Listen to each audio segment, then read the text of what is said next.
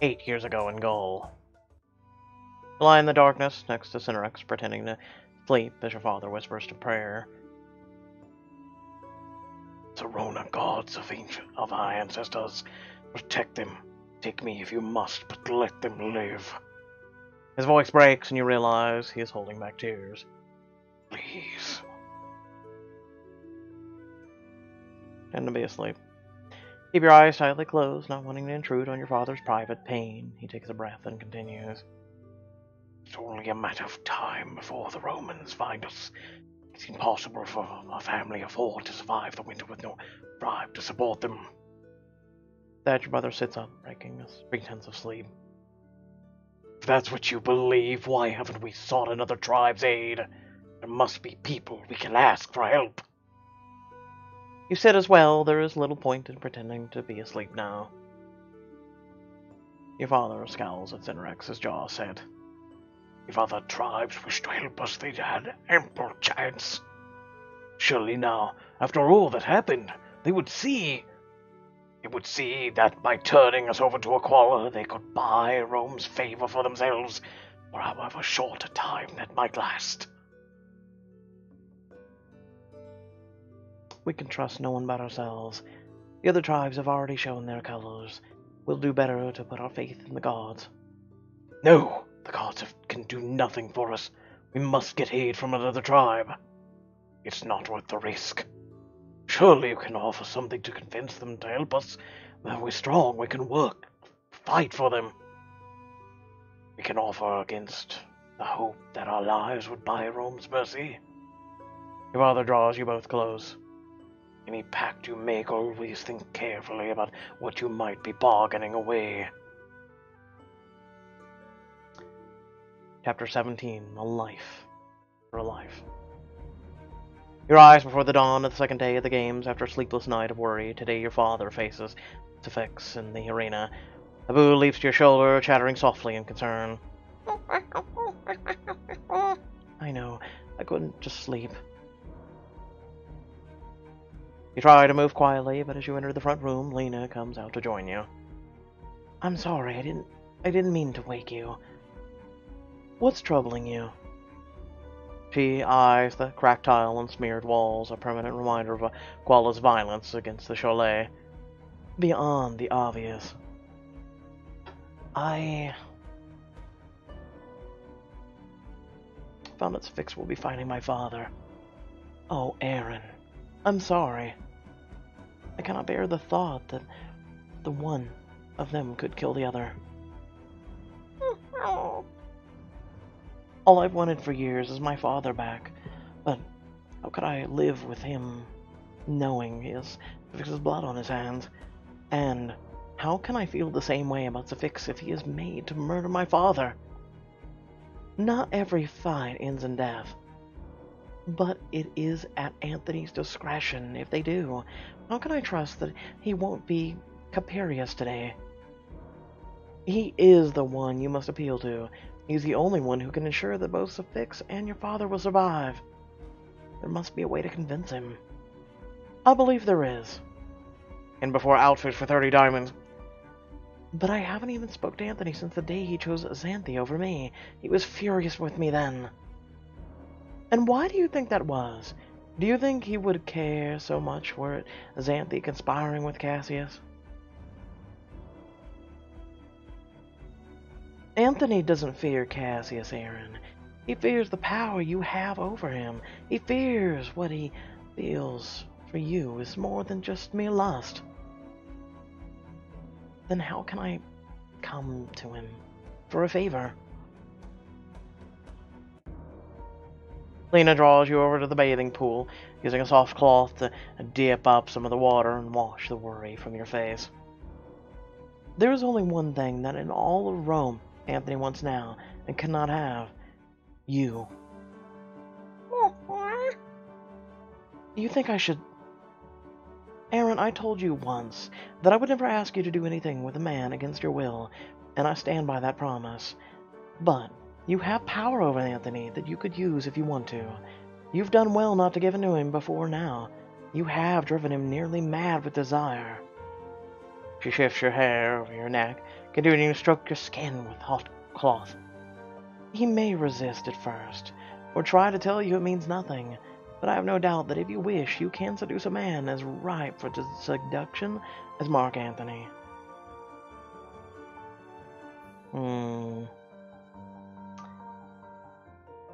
I will do whatever Antony wants if it saves my father and Syphax. A few hours in bed is a small price to pay for their lives. Come. There is a dress I once wore to seduce the dictator Sulla. I believe it would fit you perfectly. Lena takes out a dress of the thinnest straps of blue silk, held together at the shoulder with a delicate gold chain. She holds it up to you with a critical eye, and then adds a golden armband and a heavy garnet necklace. This brought me luck. Perhaps it will do the same for you. It certainly looks like Antony's taste. Wear the seductive sheath to entice Marc Antony and convince him that you can bring his fantasies to life. Oh! Okay. Well, anything at all. I am serious. Jesus. It's a bit much, don't you think? I'm gonna pass. Go with tried and true. I would rather go as I am. If Anthony thinks I'm trying to seduce him, he will be less likely to fall for it. He has certainly never failed to be drawn to you, no matter what you wear. Changed your mind? No. This is your Go away. Lena brushes a powder of crushed millberries and vermilion on your lips and then nods satisfied. You look gorgeous. Just remember that Antony will want you to think you're there for him, not for a favor. Do what you will to win him first. Don't make him see you are just another petitioner. My father's life and Syphax's are on the line. I will give Antony no reason to turn me down. Now playing as Victus. You're in the barracks with Syphax, getting armed and armored for your fight. I have never thought of you as an opponent before. I can't say that I relish my chances today. I was thinking the same thing. I'm not as young as I used to be. It'll be a close fight. Syphax considers and offers you his hand, as if in agreement. I'll yield to you. The Koala is dead now. No one even knows who will inherit my Ludus. I gain nothing from winning this fight.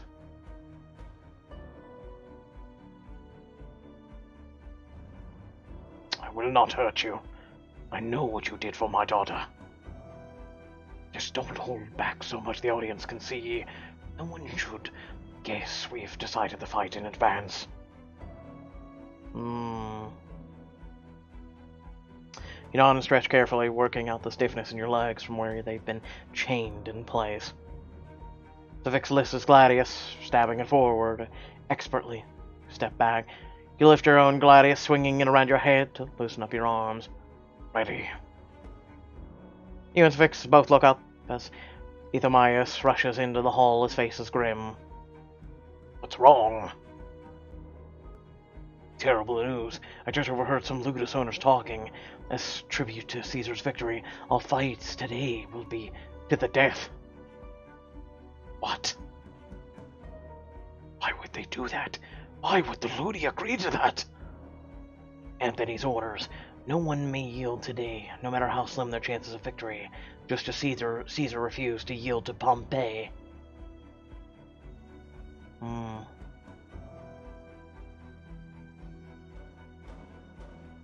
These Romans have no respect for life. How does it celebrate their victory to force those in their power to kill each other? Ethamius looks at you with an eyebrow raised.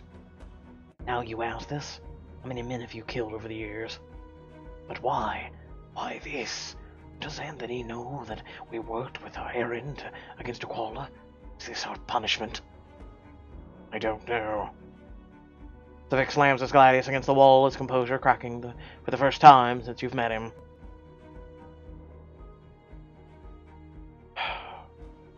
I never share the hatred you and Aaron have for Rome, but no matter what I do and what sacrifice I make, Rome always demands more. It may have nothing to do with us. We fight to placate the mob. The bloodier the games are, the more satisfied they'll be. Syphax's face settles into a grim mask, and he sheathes his gladius on his back. Fine. I'm ready. It has to be me. I'm the one who should die. What? No! Erin has been searching for you as long as I've known her. I cannot take you away again when you've just found each other. You've already risked your life for her once. And I would rather die, or have died for Erin, than for Anthony's entertainment. But I made peace with it then. It has to be me.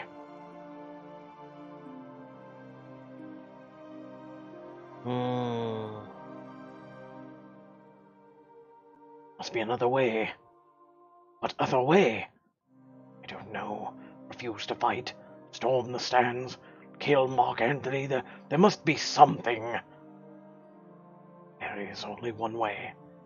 I'll see you on the sands. Syphax gives you a final nod before turning for the door. He seemed like a good man. He is. The mice clasp your hand tightly, a world of emotion conveyed through his grip. You've been a good friend to me, Victus. I would hate to mourn your death. Me too. You turn your back before your resolve can weaken and make your way towards the door. Now playing as the Aaron. That morning you stand outside the grand estate of Marc Antony has claimed. To your surprise, Xanthi opens the door. Aaron, did you forget Anthony is with me now? What are you doing here? Unlike you, I get invited to stay the night. Xanthi.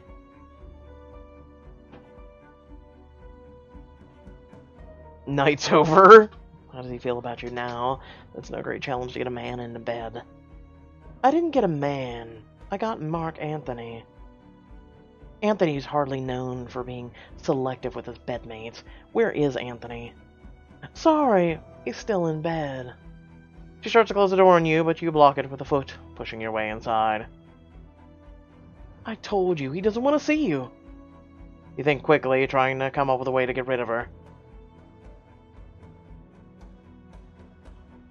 I have a message for you.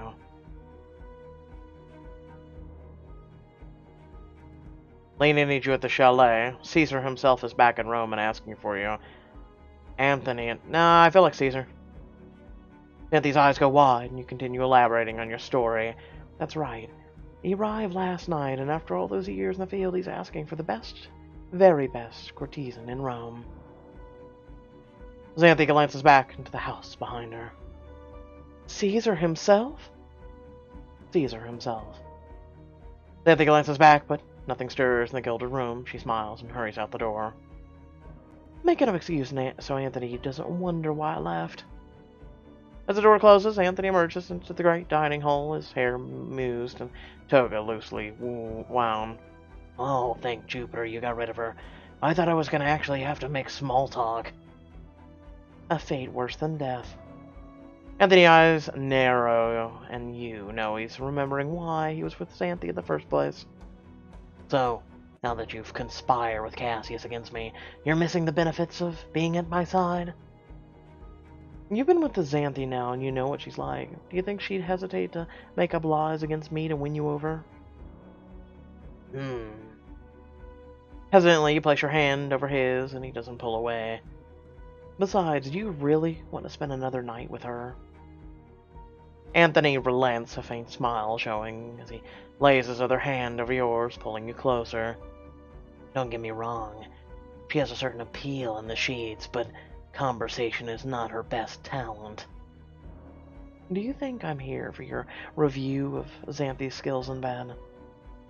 I was hoping we could go over them in a graphic detail, and you could perhaps give pointers on anything she did wrong. If you're thinking about Xanthi while we're together, then I'm the one doing something wrong.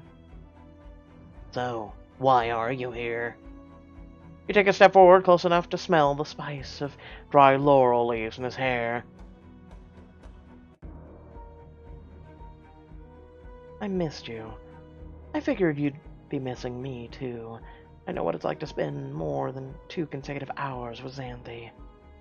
And then he gives you a crooked grin. I have missed you. Much more than I wanted to. Then his gaze hardens and he steps back, holding you at arm's length. But why are you really here? I told you. We both know you don't work for free, so tell me your price, and I'll tell you if I'm buying. Remember Lena's warning. Just remember, Antony will want to think you're there for him, not for a favor. Don't make him see you as just another petitioner. What is it you want from me? Seduce Marc Antony in this exclusive scene to gain his mercy for your father and Syphax, and maybe even win his heart.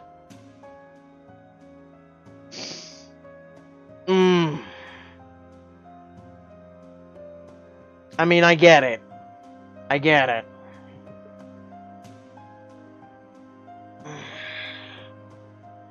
I mean, I get it. It's repulsive as to me, but I mean, if you're into Marc Antony, I get it. But then, if you're not, you're going to sacrifice what integrity you have. Remember, our character has never sold herself for sex. That's why I'm saying, like, I get it, but at the same time, I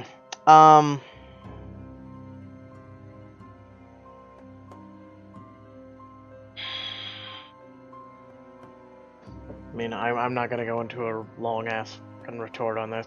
Try to get Anthony's help another way. You can't really keep the smile on your face as you run a finger across Anthony's cheek, trying to find the balance of enticing him without promising anything. You're right. Lena would never keep me in her chalet if I just gave away everything she's taught me how to sell. You lick your lips and watch Anthony's eyes trace the movement, drawn despite himself. So are you here to get something from me?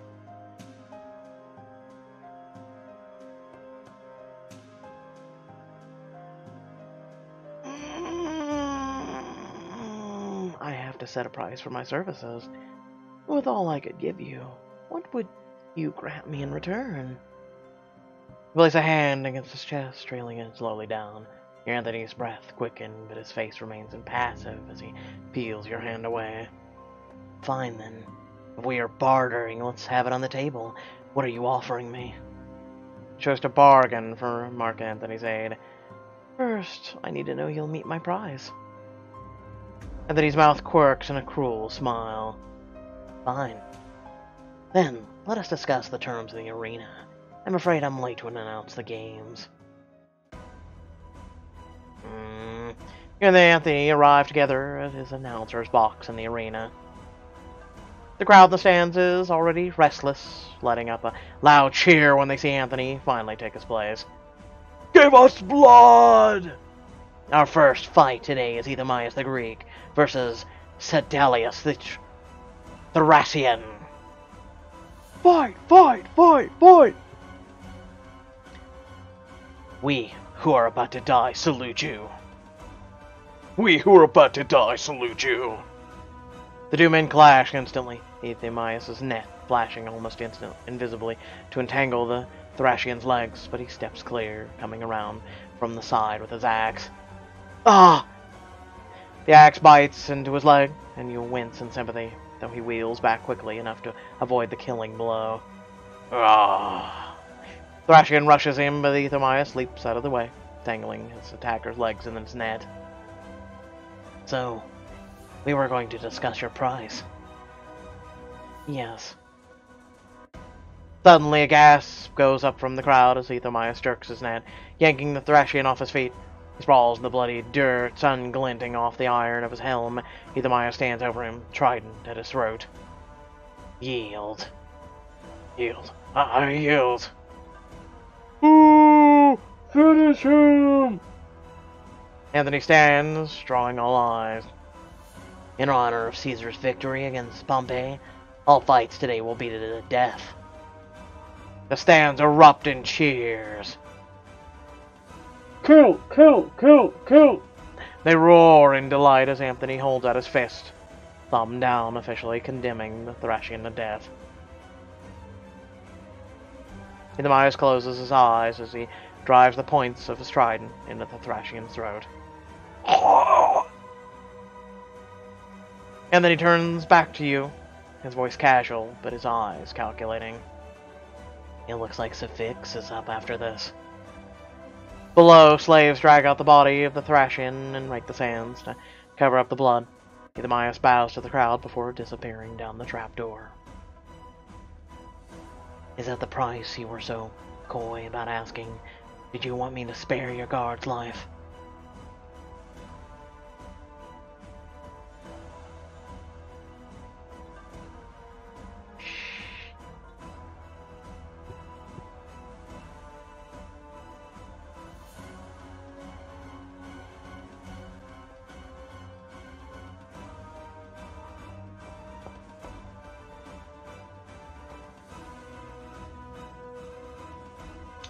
Well, let's hope we do the right thing here. I want to ask you for mercy. You helped me save him once before, for which you still owe me. But then add this to it. Whatever you would ask, just let the loser yield in one fight today. Caesar's victory won't be lessened by one death fewer. And of course, Syphax's opponent has nothing to do with it. The conquered king, chief of Catanui, your father. I assume you want to ask that I save them both. Would you not want the same?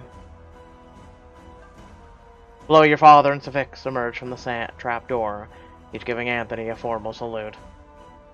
We who are about to die salute you. We who are about to die salute you. Please. Next up is Syphax the Slayer, fighting the Terror of Gaul, Victus the Conquered King. Anthony turns to you coldly. Fine. You want Syphax and the Conquered King to live today? Then I want more of you than a few hours in my bed. Anything.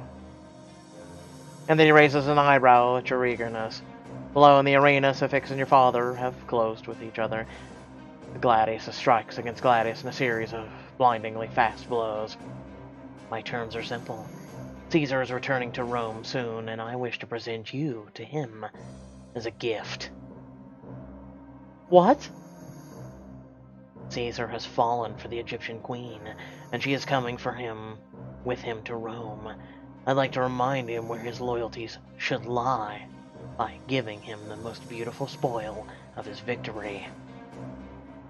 You cannot give me to Caesar. I'm a free woman. Ah, but that's what you're giving up to save your father and your friend. And then he shrugs indifferently. In the arena, you see Syphax fall back, a great red stain of blood booming on his ribs. Ah, that could change. His voice is quietly menacing. You draw back in shock, but he continues. But we need not to go that far if you're offer yourself willingly. Your father presses his advantage, and you can see Syphax slowing. Ah! And then he follows your gaze down to the arena. A life for a life. It seems only fair. In the ring, Syphax's back is to the wall. He tries to lunge, but overbalances and stumbles. Your father grabs his offhand to jerk him into the sand. Ah! Your father lowers his gladius to Syphax's throat. Be my tribute to Caesar, and they can both live. Do we have a deal?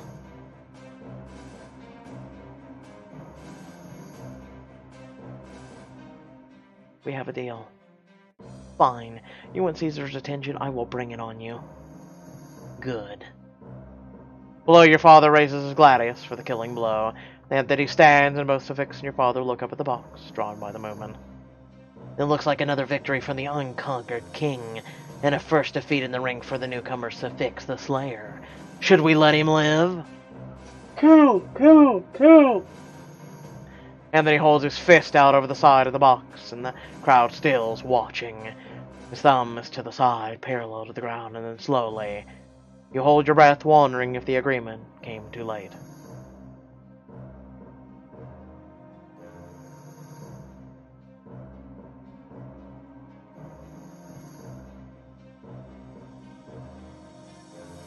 In great Caesar's name, let mercy be done today. Caesar! Caesar! It's kind of like the blind Max is following you-know-who, the hemorrhoid in office. In the ring, your father and Syphax take a shaky step apart, both of them dripping sweat and blood. In Caesar's name, we thank you. You flash your father a warning look. Praise Anthony! Praise Anthony! Next up, a ferocious fighter from far off Parthia. Welcome, Tiridates the Bull. Much later, when the games are long over, you return to the arena, sneaking down to meet your father below ground. Remember the heavy chains that held your father in a cell, you bring Abu on your shoulder. I have a job for you tonight, Abu.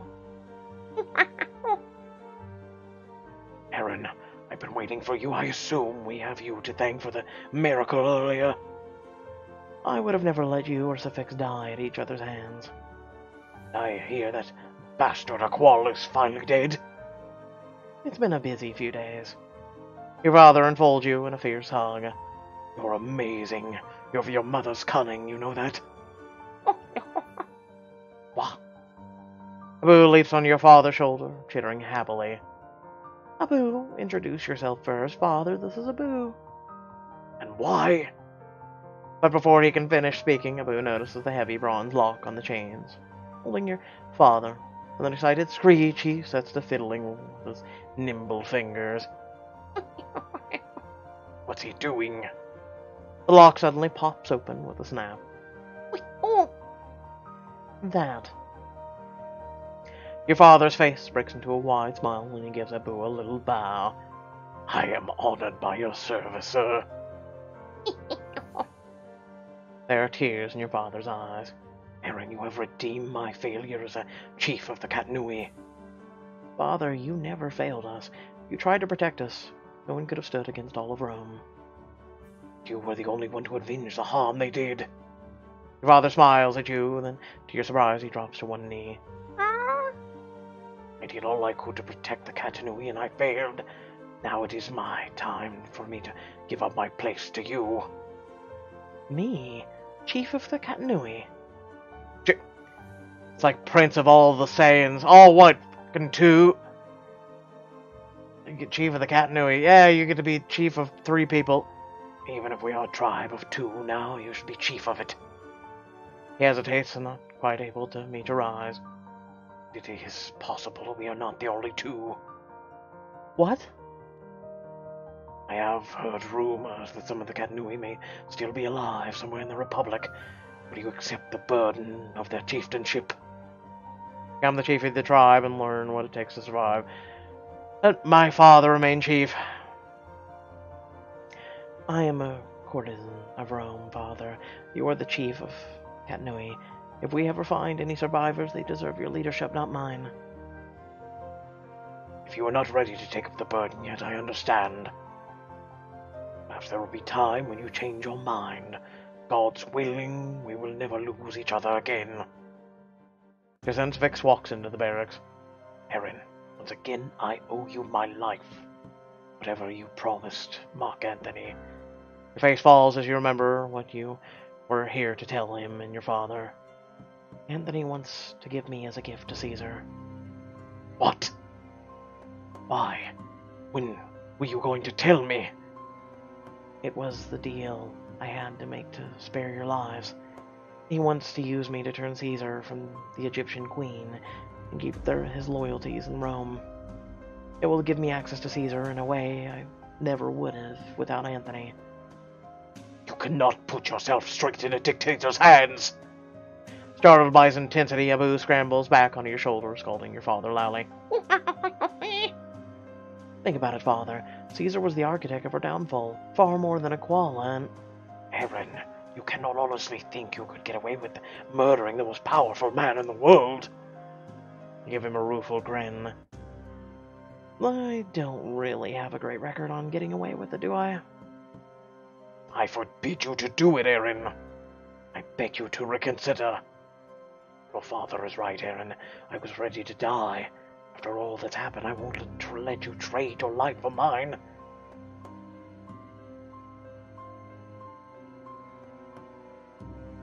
I would do it again to save you both. You ball your father into a hug, smiling around him. Fix. You cannot possibly think I have any regrets of doing something that means that you both are here with me alive. Our daughter to make a man, any man, proud. Don't deserve your friendship. It's done. I don't want to hear another complaint about it.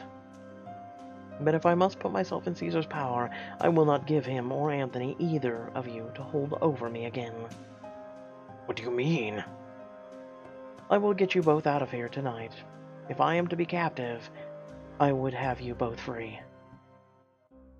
There can be no better time for me to make my escape. Your father steps away from his tiny stone cell with a triumphant smile on his face. I am free now, man, for the first time since Gaul. Shh, not yet. We still need to manage to make it out of here. You emerge, one after the other, through the trapdoor in the arena floor. There are no guards in the sands themselves, but you know there will be someone at the exit to the streets. Quietly, you hug the walls as your father and Syphax ready their weapons. Your thoughts race, trying to make up a good excuse for why the three of you were leaving the arena at night.